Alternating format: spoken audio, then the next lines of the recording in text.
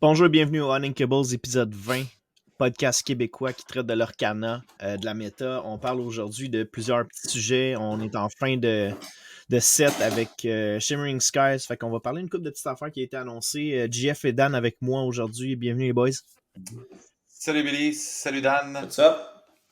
Donc, on va passer au travers des petits sujets. On a enfin toutes les cartes de Azerite Sea qui ont été annoncées. On a vu une couple de petites affaires du set championship, des petits previews.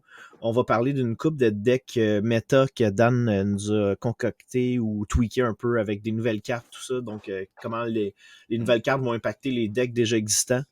On a eu des nouvelles annonces du European Championship, donc je vais parler un petit peu plus du championnat européen 2024 qui a été annoncé. Puis on va aussi à la fin vous parler des Azerite Sea giveaway qu'on planifie ensemble. Donc messieurs, grosse semaine, avez-vous eu le temps de jouer ou Moi, la semaine dernière, en même temps que Dan, on est allé jouer dans notre ligue hebdomadaire. Je suis content parce que c'est la dernière semaine de celle-ci. On a une ligue qui dure une dizaine de semaines, habituellement, en 3 manas. Puis malgré mes 2 absences et mes trébuchages de début de saison avec des decks qui étaient un petit peu trop n'importe quoi, j'ai quand même fini 4e. Fait que, ce qui m'a donné un bon prix. Fait que je suis bien content. J'avais joué pour la dernière fois de la saison mon bleu-vert qui fonctionnait bien. Cette fois-là, ça a un petit peu moins bien été. J'ai fini 1-2. Je pense que c'est la première fois que je finis pas avec 3-0, 2-0-1 depuis longtemps. J'ai affronté un Steel Song qui est pas facile, puis j'ai perdu 2-1 de justesse. Puis j'ai affronté un deck de semi-mille, justement de Xavier qu'on a vu la semaine dernière, qui était assez tough à gérer. Puis ce genre de deck, tu sais, quand tu joues contre des decks que tu connais pas, pantoute, tu sais pas à quoi t'attendre des fois, là, ben c'est ça, je me suis fait le ramasser. Mhm. Ouais, moi, j'ai joué avec GF à cause du manque de temps. Vous savez que j'ai vendu beaucoup de ma collection. J'ai pas trop accumulé de points. Mais tu sais, j'ai manqué peut-être 4-5 jours, puis je suis quand même dans le top 10, je pense, tu sais, comme parce que j'ai eu beaucoup de trio puis tout, mais tu sais, comme peut-être le prochain chapter, je vais pouvoir jouer un peu plus. J'ai hâte avec les nouvelles cartes puis tout ça. Mais ouais, j'ai joué Ruby Améthyste parce que je me suis dit, why not? C'est le premier deck avec lequel j'ai joué, puis j'ai fait 3-0. 3-0. Là, c'est allé en time, moi puis Xavier, on se dit, on va prendre un equal. Puis après ça, on voulait vraiment finir la game parce que lui, il voulait voir comment son deck, il répondait contre Ruby Améthyste. Puis moi, je voulais voir comment ça répondait. Puis je pense que, tu sais, comme, à un moment donné, j'ai joué un castle, puis le castle, il est resté pour comme 10 lore, genre. Fait que, tu sais, comme il y avait de la misère à s'en débarrasser, chaque fois qu'il sortait, je sortais soit Sisu, je sortais Be Prepared, puis tout ça. Fait que c'est sûr qu'un deck 1000, normalement, ça joue des targets qui sont bodyguard, puis ça joue des characters qui sont un peu plus chiantes à dealer avec, puis qui peuvent quester. Fait qu'au moins, si tu reaches pas le 1000, ben au moins, t'as cet engin-là. Mais avec des cartes comme Be Prepared, ça fait que c'est un peu plus difficile. Je l'ai revu le lendemain quand on a joué au Awesome, puis il avait teché Simba contre le Castle. Fait que le Simba gris, quand tu joues Simba gris, ça pète une location ou un item. Fait que c'était vraiment le fun, tu sais, comme... c'est drôle parce que moi puis Xavier, on joue jamais contre. Puis on s'est pogné 2 fois dans 2 locals de suite. Fait que c'était de bonne guerre. Il a gagné la deuxième passe. Moi, c'était la fin de la saison aussi de mon côté. J'avais pas eu la chance d'y aller aussi souvent que j'aurais voulu. Fait que j'avais pas assez de points pour vraiment finir dans le top 10. Je pense qu'on était au total 38 joueurs sur la saison. Donc, c'était quand même pas mal de monde. J'avais apporté un deck un peu funky que j'ai trouvé de dernière minute, que ça me tentait d'essayer. C'était en fait, je voulais vraiment troller le monde avec un deck Ember Sapphire, fait que bleu-jaune, que j'avais dit à tout le monde, c'est sûr, je m'en viens avec ça, puis je vais vous battre. Ça a bien été. Ça a été vraiment surprenant. Ça a bien été. J'ai fait 2-1-1 avec un deck Princesse Héros, des Aurores du 7-1. Il y avait du Bodyguard Baloo, Simba. Fait que c'était vraiment dur de comme counter quand je me setais up. Parce qu'après ça, t'étais obligé de me donner des lore, puis tout le monde était ward parce que Aurore était là. Fait que t'étais comme un peu mal pris à gérer les bodyguards puis du ward en même temps.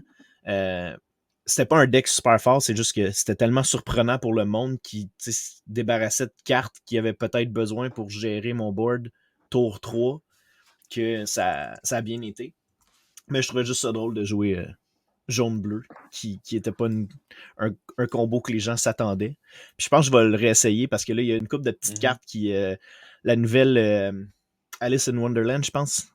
Alice dans son petit radeau, là, qui pourrait être vraiment solide dans ce deck-là. Ah oui, Très bon. Ça se pourrait que ce deck-là devienne mon petit rogue deck comme au Set Championship 3 qui était le vert rouge. Là. Ouais. Fait que ouais, c'est peut-être ce que je vais essayer de travailler de mon côté. Puis cette semaine, je sais qu'on a décidé en groupe de faire des decks thématiques. Donc, on a décidé de faire un deck avec un seul film.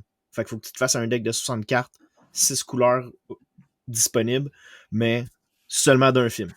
Cool, fait que je vais pas vendre tout de suite le punch, même si l'épisode risque d'être sorti quand on va jouer. Ben, en fait, ça me dérange pas, on va le vendre le punch. Je joue Sleeping Beauty. Fait que j'ai des Horrors, des Prince Philip, des Maleficent, Diablo. Fait que c'est quand même assez funky. Le Ward Diablo qui rentre, puis j'ai mis un Forbidden Mountain, qui est une location qui fait juste te faire un petit lore au 2. Fait que c'est quand même dur à déplacer aussi. Fait que j'ai hâte de voir. Vous autres, pensez-vous jouer la semaine prochaine? Parce que je sais que les saisons sont finies, là, fait que c'est peut-être le temps où le monde sont moins portés à aller jouer. Là. Ouais, je pense que tout le monde joue. La communauté du Mana a toujours, quoi, Jeff, une vingtaine, là, chaque fois, quasiment 24, 26. Là. Fait que, le monde, ils vont amener leur deck pareil. C'est ça que j'aime vraiment de ce TCG-là, c'est que le monde continue à venir jouer pareil. T'sais, comme des fois, tu vois dans d'autres TCG que vers la fin, comme un mois avant qu'un nouveau set sort, tu perds beaucoup de motivation, puis tu arrives là, tu veux jouer, puis tu n'as personne. C'est ça que j'aime de l'Orcana, il y a toujours du monde qui sont là, puis on a comme un groupe chat qu'on s'écrit. Là, si, admettons, on veut essayer des thématiques ou on veut essayer des affaires, on peut s'écrire. Ça, c'est cool. Ouais, c'est vraiment cool. Ouais, moi aussi, je vais y aller cette semaine. Dans le fond, j'avais un petit deck que je voulais essayer depuis un certain temps. En fait, ça ne dérange pas de le spoiler parce que l'épisode va sûrement sortir après.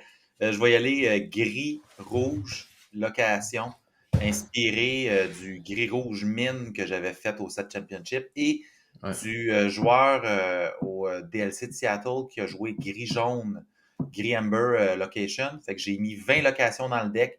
Ça joue très aggro, fait que le but, c'est vraiment, tu floodes le board au début, tu piges avec les docks, puis d'autres choses comme ça, là, puis ça a l'air bien le fun, là, je vais essayer ça cette semaine. Parfait. Awesome. Cool. Fait que deuxième petit sujet, Dan, tu nous as préparé une couple de petits decks là, qu'on va vous afficher durant le vidéo feed. Mais je sais pas si tu peux peut-être nous parler de ton premier que tu as créé. Là. Ouais. Donc, le premier que j'ai créé, c'est quelque chose qui est un peu plus aggro, qui est green, yellow, avec le nouveau Simba. Fait que, tu sais, c'est un deck que je trouvais qui était intéressant à explorer parce que dans vert et dans jaune... Soit dit en passant, on parle des decks qu'on théorise présentement pour le prochain set. Là, pour le monde qui le sache. C'est ça. Puis si vous aimez le podcast, allez pas toutes les acheter puis venez me blâmer après. Là. C'est des théories, mais je pense que ça a quand même sa place. Tu sais, le nouveau Simba, je voulais bâtir de quoi autour de aggro un peu, qui est le nouveau Simba, qui dit qu'à la fin de ton tour, quand le character Simba est exerté, tu peux ready tes autres characters. Fait que je voulais jouer autour de ça. Puis il y avait une carte qui était très importante à explorer aussi, c'était Tiana, la nouvelle légendaire jaune aussi, qui te permet de avoir que les personnages adverses ils ont moins 3 d'attaque quand ils challenge dans tes bonhommes, à moins qu'ils payent 3 de ink. On s'entend que payer 3 de ink pour rétablir l'attaque d'un de tes personnages, ça feel vraiment bad. Fait que je voulais jouer un peu autour de ça. Fait que vous allez voir la liste, là, on va la mettre à l'écran, mais dans ma liste, il y a 4 Daisy Duck, j'ai 4 Curse Merfolk, j'ai 4 Fred. Fred qui fait que c'est un 1-1 qui quest pour 1, mais quand il est banni dans un challenge, tu gagnes 2 lore, puis il est inkable. Puis dans mon 2-drop, j'ai bien entendu Flynn Rider, parce que à gros vert, Flynn Rider, tu es obligé. Quand tu challenges dedans, tu discards une carte, mais sinon, il quest pour 2. J'ai le Bodyguard Simba, jaune, qui te permet de shifter le plus gros, puis pour protéger aussi tes targets un peu plus aggro. Fait que ça, c'est le fun. J'ai Ursula verte. J'ai Donald Duck, qui est un aggro tool que beaucoup de monde joue, qui est Bodyguard en ce moment, puis qui te permet de donner un lore de plus pour le tour qui vient d'être joué. Fait que ton Curse ou ton Daisy peut quester pour 3 ce tour-là, qui fait que c'est vraiment intéressant. Bien entendu, la Tiana dans le drop 3.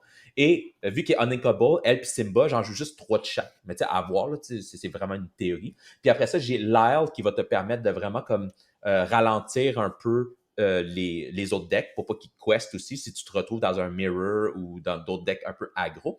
Et j'ai Kit qui te permet de bouncer des targets. Fait qu'en tour 3, tu peux jouer tous tes tours aggro, puis là, lui, il va jouer quelque chose pour essayer de tuer ton Merfolk ou whatever, ou ton Fred. Puis ce que tu vas jouer, tu vas faire un kit pour bouncer ces targets qui ont 2 d'attaque et moins pour pouvoir garder un peu le tempo du board. Bien entendu, j'ai Ursula qui chante 2 fois, qui est quelque chose qui est intéressant à essayer quand tu joues vert-jaune.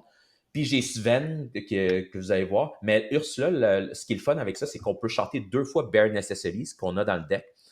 On peut chanter 2 fois Sudden Chill qui permet de discard des cartes que lui, il va pouvoir répondre à ton aggro. Et j'ai aussi une chanson verte là, qui s'appelle, qui est nouvelle, c'est... Effalumson Woozles.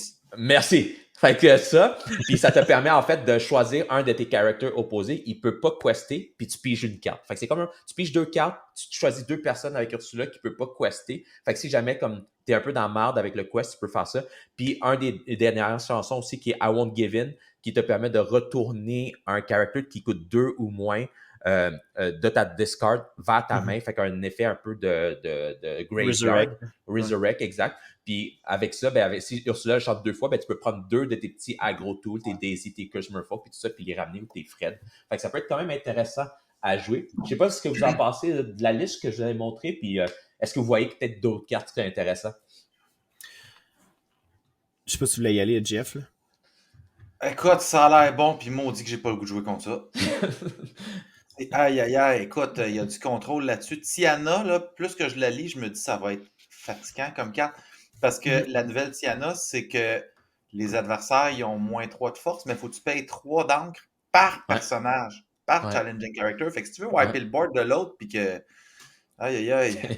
C'est mieux d'avoir 9 encres. Et this challenger is exerted. Fait que t'as pas le choix d'attaquer elle en premier pour qu'après ça, tu n'aies pas à payer pour toutes les autres, mais.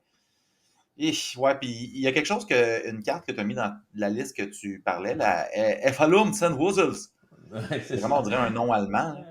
Mais je pense que cette carte-là, ce que je vois, c'est que il y a une nouvelle technique, pas de technique, mais une nouvelle chose qu'on dirait que l'Arcana veut l'amener, c'est empêcher l'adversaire d'attaquer. Ouais. Il me semble que j'ai vu plusieurs cartes dans ce set-ci, c'est l'adversaire ne peut pas challenger. L'adversaire ne peut pas challenger. Puis on a vu une coupe qui sont arrivées aussi dans le dernier set.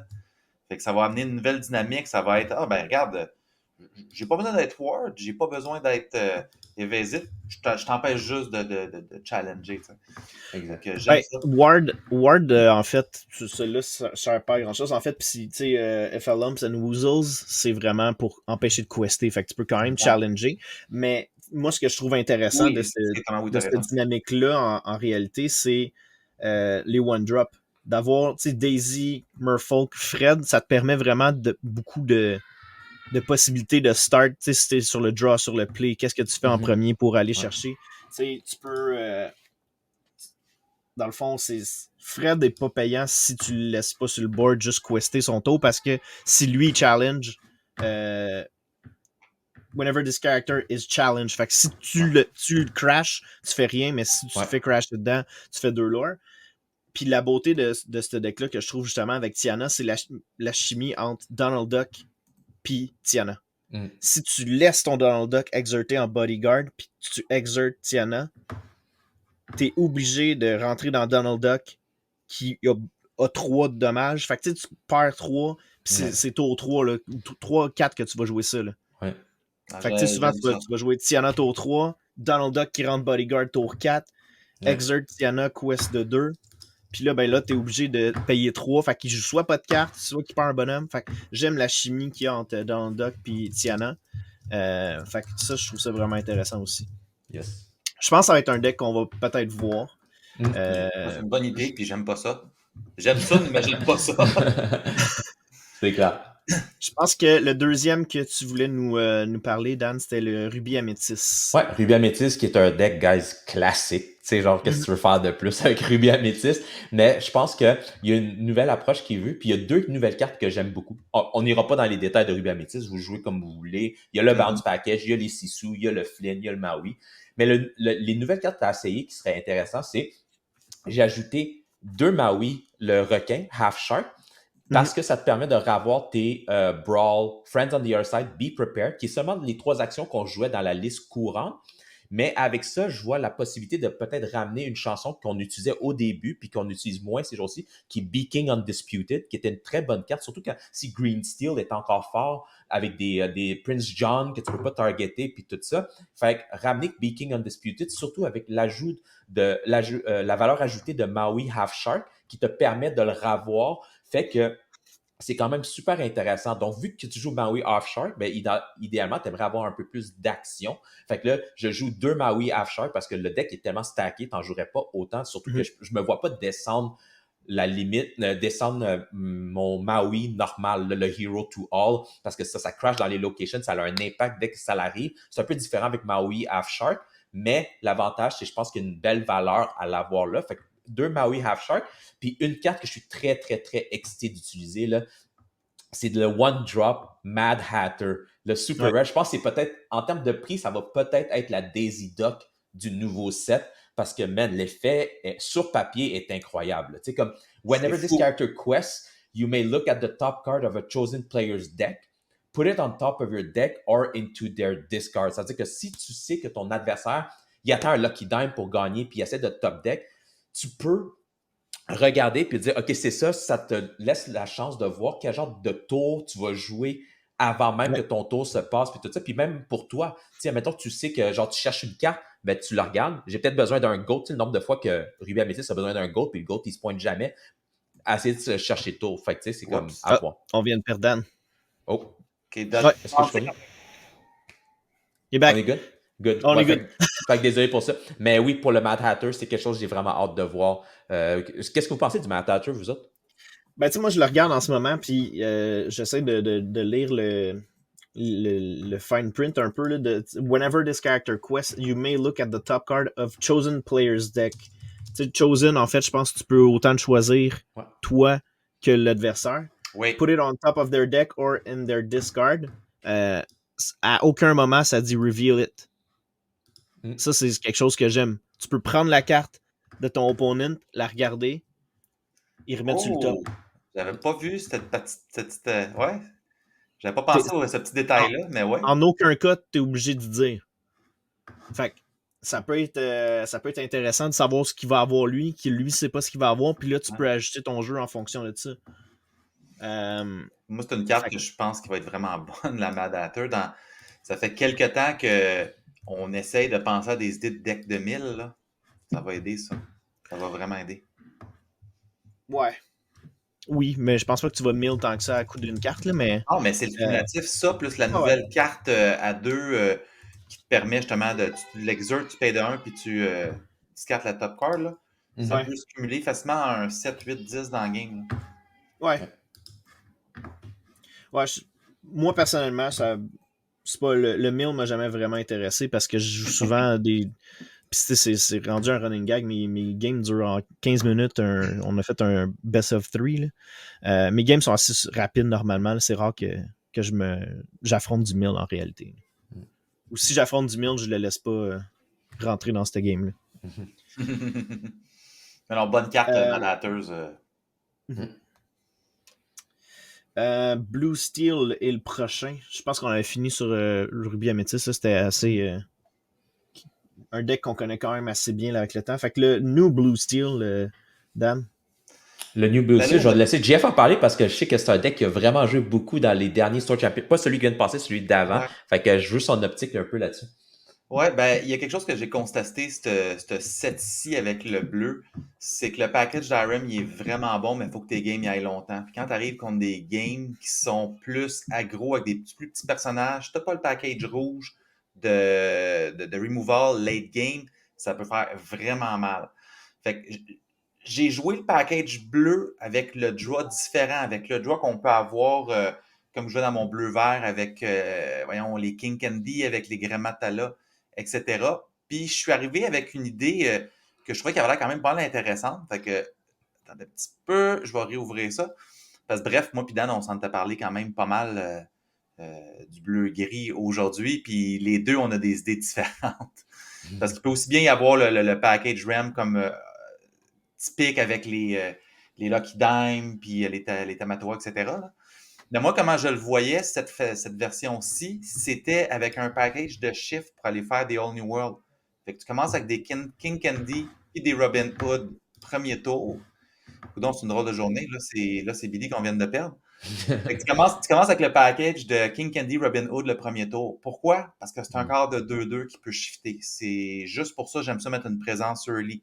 Tour 2, c'est un tour qui techniquement est consacré à Ramp. Donc, tu as Typo ou tu as la nouvelle carte Cell the Azuretsi. Cell the Azuretsi, quand tu l'ajoutes coûte 2, elle te permet d'en créer une deuxième fois ce tour-là et de piger. Fait que dans le fond, c'est comme un petit peu un one jump ahead, mais tu sais c'est quoi la carte qui va aller dans l'encre. Donc, deuxième tour, tu ramp. J'ai mis des Mr. Smee parce que Mr. Smee, quand tu vas être le moindrement aggro, c'est très bon. La Alice dont on a parlé tantôt, parce que ça peut stacker assez vite. La nouvelle Alice, ce qui est le fun, c'est que quand elle quest, elle donne ward à un autre personnage, puis plus 1 de lore. Ce qui est excellent, c'est que tu peux protéger tes gros personnages avec ça en forçant d'attaquer. Bref, c'est le package standard, Pete après, Grammatala qui te fait piger. Puis là, dans les drops 5, Cogsworth, 4 fois. King Candy, 4 fois, qui est un shift et qui te permet de piger. Gantu, la nouvelle Gantu, 4 fois, qui est tancrable à 5, 4 de force, 3 de vie, mais qui quest pour 4. Ça, cette carte-là, je la vois comme étant potentiellement monstrueuse. Si tu rampes vite, tu peux la protéger avec Cogsworth, tu peux la protéger avec Alice, ça sera pas drôle. Robin Hood, le shift à 5. Puis j'ai mis 2 Wreck-It Ralph, le nouveau à 6, qui est quand même un bon personnage à 4-4. Encore une fois, si tu as le Cogsworth sur le board, il commence à être tough à tasser parce que ça fait 4 de vie plus son resist. Le resist donné par Cogsworth. Moi, j'adore cette carte-là. Quand il quest, tu peux bannir un item ou une location pour faire 2 lore. Là, je ne suis pas allé dans cette optique-là, mais tu pourrais même toi-même avoir des locations en jeu, puis des items, puis t'es banné pour faire 2 lore. Fait que si tu joues dans le package Popsicle standard, les Popsicles et les Fortisphere, ça peut être très bon aussi. Puis ben, le reste, ben, c'est des cartes quand même relativement standards. J'ai mis des fers de canon, des Let It Go, des Grab Your Sword pour le contrôle et des All New World pour aider à finalement à ramper pour avoir le plus de cartes possible. Là. Donc, ça, c'est ma vision du Bleu Steel qui, je pense, que réinventé pourrait être bonne. C'est une version un petit peu plus aggro. Tu vas rapidement mettre des gros personnages, puis il y a le package de contrôle habituel. Je ne sais pas ce que vous en pensez à première vue. Ben, tu sais, moi, je suis pas un gros joueur de Blue Steel. Je l'ai essayé comme deck durant le 7-4. J'ai vraiment pas. C'est pas mon playstyle, mais vraiment pas. Moi, personnellement, la carte qui m'attire le plus dans tout ça, c'est. Ben, en fait, il y en a deux. Là. Il y a la Alice Savvy Sailor, je pense, qui justement qui donne Ward plus 1 à un autre personnage. Elle est Ward. Moi, si je peux jouer dans du bleu-jaune, je trouve qu'elle a sa place dans ce deck-là, qui pourrait éventuellement devenir compétitif, je dirais. J'ai quand même été surpris parce que j'ai joué contre du Blue Steel. Blue Steel n'a pas été capable de même commencer à jouer que j'avais fini la game. J'ai joué contre Ruby Améthyste puis ça a fini tête. Fait que tu sais, avec une comme ça, puis je pense qu'avoir eu cette carte-là, j'aurais pu protéger mon bodyguard d'un Grab Your Sword ou de. Ben pas d'un Grab Your Sword, mais d'un Fire the Cannon où je pense qu'il m'avait joué c'était un Zeus. Fait que tu sais, j'aurais pu protéger mon bodyguard. Puis là, tu peux pas. T'es comme bloqué à challenger à ce moment-là. Tu peux juste pas utiliser quoi que ce soit parce que tout le monde avait Ward avec Aurore. Fait que Alice, une des cartes que j'aime beaucoup. Sinon, une de mes favorites du set, c'est la Wreck-It Ralph, honnêtement. Je trouve que cette carte-là, j'ai l'impression que c'est une carte en ce moment que tout le monde underrate parce qu'elle coûte 6 uninkable, mais du moment que c'est un gros body, c'est un quest quasiment 5.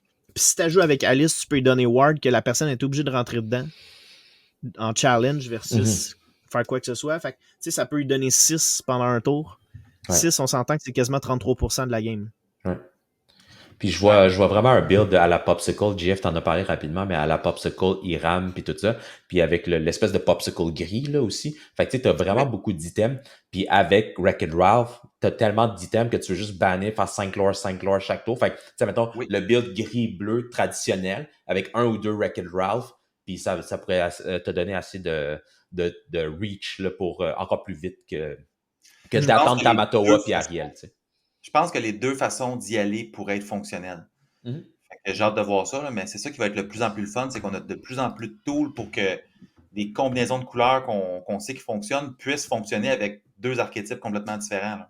Mais tu vas peut-être aussi te ramasser dans des complexités où est-ce que, tu sais, puis là je lance l'idée, là, mais à la place d'avoir deux Ralph, ben t'as une Ariel puis un Ralph. La Ariel Ward qui quest pour 5 si t'as plus d'items, ou le Ralph. Fait que dépendamment de, tu sais, la game de quoi ça a l'air, tu peux aller éventuellement chercher celui que t'as besoin qui va te permettre de justement, tu sais, tu joues contre Ruby Amethyst qui a un castle en jeu, ben ta Ariel est peut-être moins utile que ton Ralph qui va quester de 3, détruire un château, faire 2 de plus. S'il meurt au tour d'après, ben il a quand même fait sa job de quester pour 5, enlever un castle.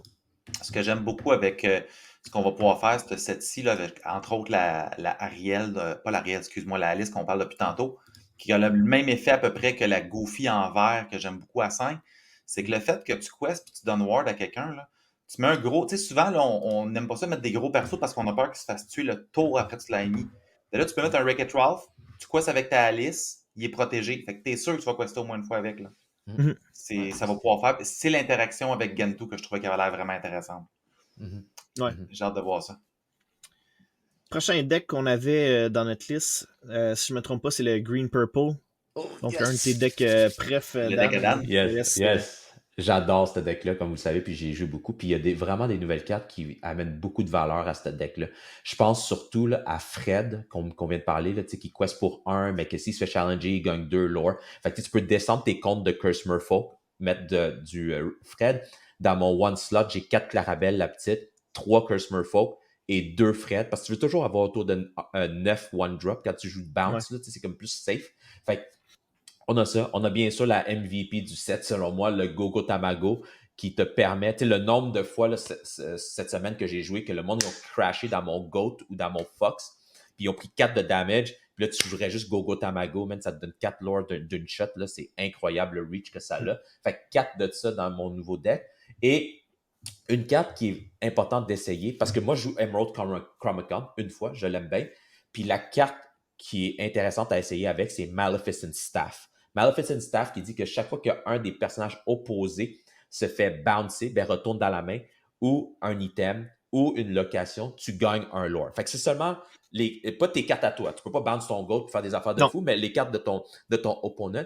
Mais l'affaire, c'est que tu as 3 kits dans le deck qui te permettent de revenir, puis elle est ancrable. Ce qui fait que c'est vraiment bon, parce que si tu joues contre Ruby Amethyst, Blurple, puis des affaires qui jouent bounce, man, c'est ça, tu le mets là, puis il ne touchera pas. Puis tu joues contre Ruby Amethyst, c'est pas façon de détruire ça. Tu mets ça, tu le gardes là, puis t'es comme bounce là tes affaires. Chaque fois qu'il bounce, chaque fois qu'il bounce, c'est un lore. Malade. Tu sais, comme, puis dans le pire des cas, si c'est pas utilisé, ben, tu l'ancres. Puis tu joues ta game.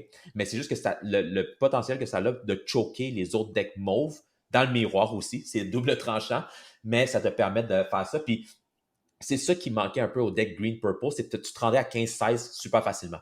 Puis là, tu commençais peut-être à perdre la game, mais avec Fred, avec Gogo, puis avec Maleficent Staff, je pense qu'on vient de régler beaucoup de problèmes. Puis vous voyez qu'on joue plus de Lyle, fait qu'on descend beaucoup notre taux de Uninkable. Le Lyle te permettait de revenir dans la game. Fait que tu choques ton opponent pour pas qu'il soit capable de te dépasser, il est obligé d'attaquer et tout ça. Mais avec tous ces outils-là, tu n'as pas besoin de Lyle parce que toi, tu veux racer le lore plus rapidement que lui. Fait que je pense que c'est vraiment, vraiment des beaux ajouts. Là. Ouais. Puis je pense aussi une affaire qui va être utile là-dedans, c'est le You're Welcome parce que tu le bounce. En plus, tu le fais discard.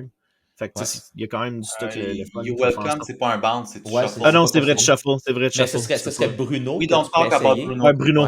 Ouais. Bruno pourrait être cool là-dedans aussi. Ouais, Bruno pourrait être cool. C'est juste que, tu sais, moi, j'ai Ursula, Clarabelle et Elsa qui peuvent le chanter. Fait que je suis moins heavy sur le Bruno, mais si je vois que Maleficent Staff, c'est peut-être vraiment bon, ben peut-être que je vais sortir Welcome puis je vais mettre Bruno parce que je m'en fous de que le goat puis le lapin peuvent le chanter. Je préfère gagner du lore. Fait qu'à voir. Ouais. Mais tu sais, comme je suis très open à peut-être essayer Bruno aussi. Mais bon. Ouais, je pense que Bruno pourrait être cool dans ce deck-là aussi.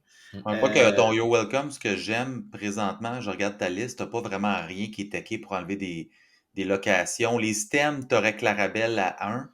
Fait que la You're Welcome te donne une bonne versatilité là-dedans. Là. Ouais, j'aime bien ça. Ouais, exact. Puis les grosses bébites, là, des fois, c'est fatigant, tu peux pas l'enlever. Fait que Welcome, tu le shoots, là, mais tu peux faire la même chose avec Bruno. Mais tu sais, comme Merlin, c'est comme un bon tool pour les locations aussi, là, en général. Merlin bounce Fox, ben là, ton Fox, il tape de 7. Là, fait que c'est comme... ouais, Crab Fox. Ouais, c'est vrai. Je pense qu'on avait un dernier petit deck qu'on voulait regarder, là, qui Yes. était un fun deck là, que Ouais. t'as buildé, le Blue Steel Bots. Ouais. Fait que je sais pas si tu veux nous parler de celle-là. Yes, Blue Steel Bots, qui est quelque chose que j'aime vraiment le concept. Big Hero 6, c'est un de mes films préférés récents de Disney. Puis quand je dis récent, c'est 2014. Là.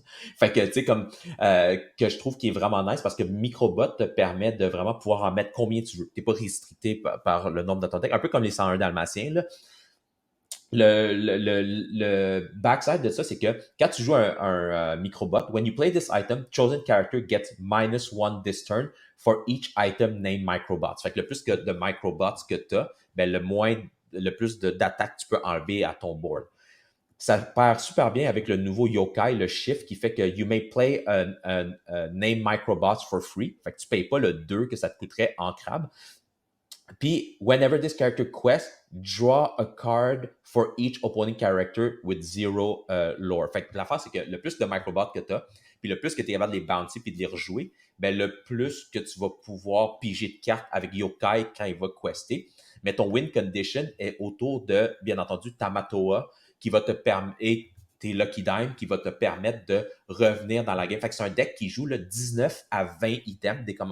Moi, je jouerais même à 21 items avec 6 microbots à la place de 4. C'est juste que dans l'app, on ne peut pas m'en mettre beaucoup plus. Mais l'avantage de ça, c'est que si tu en joues autant, tu dois avoir une façon d'y cheater. Parce que tu ne veux pas payer 2 par microbot, c'est un peu poche. Fait que tu vas jouer environ 4 Oswald, qui te permet de, quand lui, il quest, during your turn, whenever a card is put in the inkwell, you may reveal the top card of your deck. If it's an item card, you may play that item for free. And it enters play exerted. Tu t'en fous, tu joues ton microbot ou whatever d'item, puis tu joues, puis il rentre en play gratuit. Puis tu joues 4 de Queen qui te permettent de, quand tu la tapes, tu piges 4 cartes. Puis s'il y a des items qui coûtent 3 ou moins, ben tu peux le jouer. Puis ça rentre dans le play exerted, puis le reste, il va au bottom du deck. Fait que tu as beaucoup de items cheating dedans, puis tu as Yokai, le plus petit Yokai, qui te permet que quand il quest, il gagne 2 lore, puis il retourne un item dans ta main, puis tu peux le rejouer. Fait que tu sais, mettons, ce deck-là, il va jouer aussi Popsicle, Fortifier, Microbot. Fait que tu peux bouncer tes Microbots, Surpige. faire un loop où tu peux bouncer tes popsicles, tes fortifiers, puis juste repiger. Ou le gros combo, c'est de faire Lucky Dime pour 2. Il est tapé. Tu bounces avec le petit yokai, tu rejoues Lucky Dime pour 5, puis avec le 2, tu tournes, puis tu gagnes du lore en plus. Fait que c'est quelque chose de fun à essayer. Tu joues tout le ramp tool, mais tu joues Maurice Workshop parce que tu as tellement d'items que Maurice Workshop va te faire piger. Fait que tu as quand même un gros draw engine. C'est juste, ce qui me fait peur du deck, c'est juste le reach. C'est comme, tu n'as pas beaucoup d'outils de contrôle. C'est vraiment comme je build des items, puis j'essaie de quester. Mais je pense qu'il y a de quoi de fun à essayer avec les microbots là, quand même. Puis ça peut être quand même pas pire. Ouais, quand même. Une carte que je pense qui pourrait peut-être avoir sa place là-dedans ou dans un build similaire, c'est la nouvelle Tadashi Hamada. Carte bleue, justement, l'inventeur de Baymax, le grand frère de. Je oublié son nom, là, mais en tout cas, bref, le grand frère. Que lui, il est 3-3, quest pour 3, 6 en crabe, avec l'habilité. Ce personnage a +1 de force et +1 de vie pour chaque item en jeu. Fait que, on le sait que les decks là, bleu-gris, bleu-rouge, peu importe, ils se ramassent souvent avec un 3, 4, 5 items sur le board. Là. Fait que ça peut devenir facilement un perso à 6-6 qui quest pour 3, puis facilement, là. C'est même pas un reach. Puis même si tu as juste un Popsicle puis un Fortifier, 5-5, quest de 3 pour 6, là, c'est vraiment bon. En crabe. C'est comme, ouais. En crabe. Fait que ouais, je vois des possibilités là. Je suis pas sûr encore du gros yokai, justement, là, qui se fait piger pour les personnages qui ont 0 puis qui fait cheater les microbots. Mais on va voir, il y a quelque chose probablement, ça, c'est sûr, reste à voir. Exact. Plus le fun. Puis tu sais, comme on s'entend, on est tous sur le même consensus que Sail the Azurite Sea est une carte que Bleu va sûrement jouer. Il y a une carte à Magic là, que j'ai oublié le nom, là. Roastez-moi pas les joueurs de Magic, mais ça faisait que tu jouais un land puis tu pigeais une carte. Puis c'était une carte super gros jouée. Fait que tu sais, je vois que l'Orcana pourrait se présenter ça. Ça pourrait même prendre la place, comme on en parlait, de One Jump Ahead, parce que One Jump Ahead, tu vois pas ce que tu as. Fait que moi, ça me cause énormément d'anxiété. C'est pour ça que je ne joue pas Mickey. Puis là, tu sais ce que tu mets, puis tu remplaces ce que tu mets. Fait que c'est pas comme si tu la perdais de ta main. Oui, tu es -1 + 1, techniquement, -2 + 1, parce que Sail Azurite Sea est la carte que tu vas ancrer, puis tu es +1, mais tu sais, comme au moins tu sais ce que tu as ancré, puis la carte est ancrable si jamais tu es stop. Si tu dois mettre un angle puis tu es coincé, ben, au moins Sail the Azurite Sea est ancrable. Ouais. Ben, quelque chose qui est le fun, c'est que ça rajoute justement des options dans le sens que One Jump Ahead n'est pas en crabe, mais tu peux la chanter, tu sais, tu peux la cheater. Ouais. Le côté négatif de ça, c'est qu'elle peut se faire enlever par contre par une Ursula. Tandis que cette carte-là, tu peux pas la chanter, mais tu es plus sûr de pouvoir la jouer tour 2. Versus, Ouais. tu sais, on le sait, là, dans le Ouais, c'est vrai. 7-4, surtout là, quand on jouait beaucoup, moi je jouais beaucoup le gris-bleu. Ouais. Puis quand je savais que le joueur en avant de moi, c'était un joueur gris-vert ou que j'avais des doutes, ou des fois le Juste premier match, vert. juste parce que j'étais pas sûr, Juste vert, ouais. gris-vert, excuse, je mulligonnais automatiquement mes one jump parce que je me dis, il n'y a rien de pire que de planifier sa game pour tour 2 faire one jump et t'en faire enlever. Là, tu n'as pas de tour 2, tu as manqué ton ramp. Ça te back pour ça. Fait que juste à cause de ça, c'est plus stable, ancrable late game. Je vois du potentiel, c'est certainement, cette carte. Ouais, puis tu sais, il y a un gros débat online en ce moment qui dit est-ce que tu gardes One Jump puis tu joues plus de typo? Parce que typo, le body, à part l'effet, le body, il est useless. Là. Fait que tu sais, fait qu'il y a beaucoup de débats autour de ça, mais je trouve que c'est un très bon tool, puis sûrement tous les decks bleus vont commencer à expérimenter avec celle des Azurite. Tu sais, on n'a pas fait de deck théorie Red Blue ni Green Steel. Green Steel est dans une position où est-ce que c'est très fort. Là. C'est vraiment dur. Il pourrait jouer le même deck dans le nouveau chapitre, puis je pense qu'il gagnerait quand même. Fait il y a beaucoup de nouveaux tools de discard, mais Green Steel en avait déjà beaucoup. Puis son discard arrive plus quand tu es capable de setup 2 Prince John et la muse. Puis là, tu bounce, tu discard dans sa main, puis tout. Fait c'est pas la mécanique Bucky, mais c'est plus la mécanique un peu plus comme mid à late game de discard, puis juste contrôler la game à partir de là. Puis les cartes que je vois, ça se peut que tu joues des tools comme, on a Gogo Tamago, ça se peut que tu joues 1 ou 2 pour te donner le reach que tu as besoin, mais je pense encore même pas. Mais à voir, je pense qu'il y a beaucoup de choses à expérimenter avec le nouveau Green Steel, mais le deck est tellement fort en général que moi, j'ai de la misère à voir qu'est-ce qui pourrait l'amener encore au-dessus de ça, mais la méta va nous le dire. Peut-être une ou deux cartes qu'on a manquées. Cette semaine, on va... Vas-y, Jeff. Non, vas-y. OK, mais c'est sûr que le nouveau Basile dans un gris vert pourrait peut-être, juste à cause du morph, parce qu'on s'entend... Attends un peu là. Oui, vert, c'est ça. Parce qu'on s'entend que, comme tu disais, on va la nuker si on voit un petit Basile, parce que tu veux pas qu'elle se rende. Ça peut être un autre tool. Si tu as ton Prince John sur le board avec un morph, puis tu shifts, puis tu réussis à ancrer puis à payer, ben, c'est du draw en même temps. Le seul truc de Green Steel, puis oui, c'est vrai, t'as peut-être raison. Puis le seul truc de Green Steel, c'est le Green Steel du moment, là, en ce moment. Tu vas pas inker plus loin que 6 encres environ. Fait que genre, mettons, à moins d'être capable de shifter sur ton morph, tu verras pas trop le value de base, à moins que le gars il te le laisse, puis là, je sais pas ce qu'il fait dans le jeu, il dort au gaz, là. Mais la réalité, c'est que s'il te le laisse, ben, tu vas pouvoir y faire. Mais c'est dur parce que Green Steel se limite environ à 5-6 encres. Puis 6 encres, dès qu'il joue Tinker, normalement, il arrête de inker. Fait que s'il hardcast Tinker, ça feel déjà bad pour un joueur de Green Steel. Fait que j'ai vraiment, vraiment hâte de voir comment Green Steel va se transformer parce qu'il trouve tout le temps une façon de s'en sortir. Ouais, puis tu sais, cette semaine, on a fait juste quelques decks. Là. La semaine prochaine aussi, ça va être une semaine un peu plus tranquille au niveau de tout ce qui va être méta. On va pouvoir prendre le temps aussi de regarder les autres decks comme le rouge-bleu, Green Steel. Il y en a une coupe qu'on n'a pas encore discuté puis qu'on n'a pas pris le temps de regarder. Fait que c'est sûr qu'il manquait une coupe de cartes qui n'était pas annoncée. Là, ça vient de tout sortir, je pense, ce matin, c'était les dernières. Puis par le fait même aussi, on va passer au prochain sujet qui est le Azurite C7 Championship. Donc, on a finalement... vu la carte. On n'a pas encore vu le play match, je pense. J'imagine que ça va sortir d'ici à ce que cette émission est publiée parce que c'est sûr qu'ils vont l'annoncer. Mais c'est la Scar. Dans le fond, c'est la nouvelle Scar du Set Championship.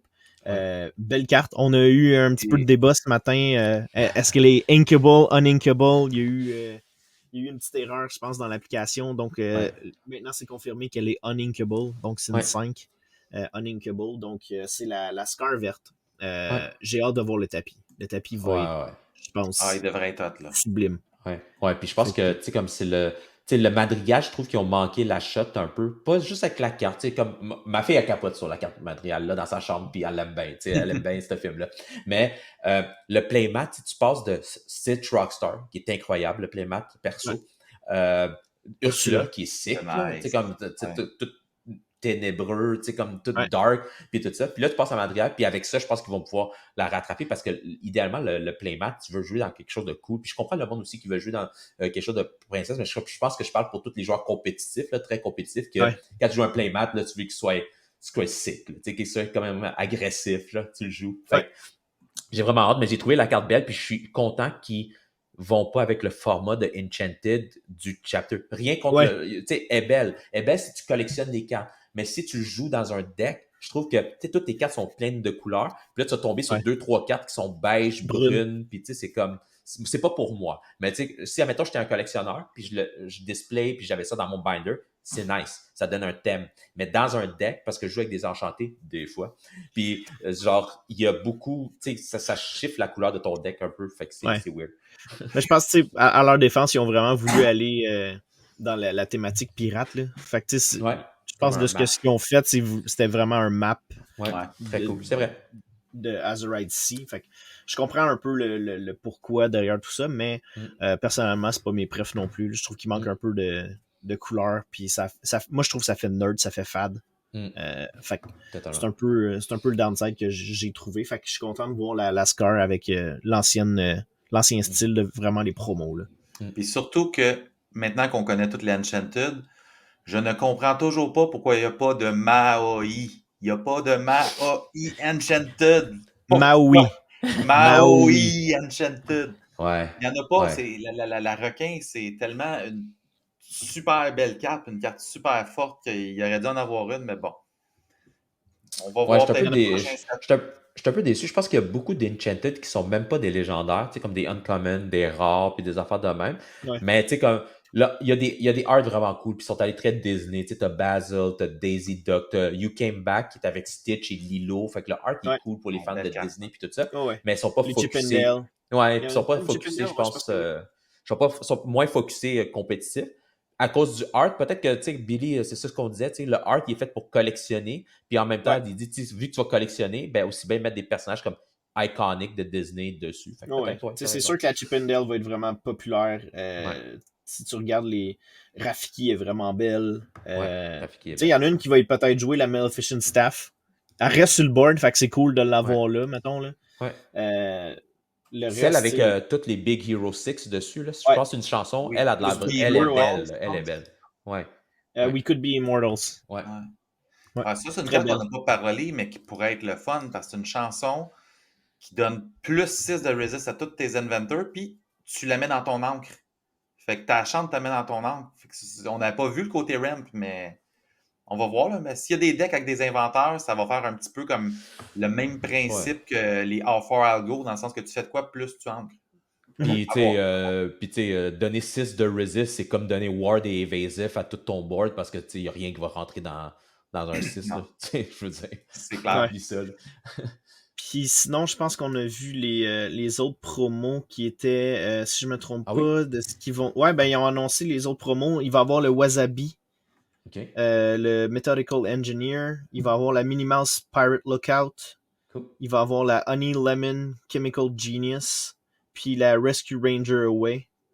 Pas encore sûr, je pense qu'il y en a 5 en fait, ce set-là. Il y a la Aladdin Intrepid Commander. Donc c'est toutes des promos qui ont été annoncés. Incluant la Scar Heartless Hunter. Puis il y a la promo, obviously, la D23 de Oswald qui fait partie de ce set-là aussi. Là. Ah ouais, Oswald est belle. Oswald est vraiment belle. Tout ça pour nous amener aussi à une autre annonce qui a été faite aujourd'hui, qui est l'annonce du championnat européen 2024.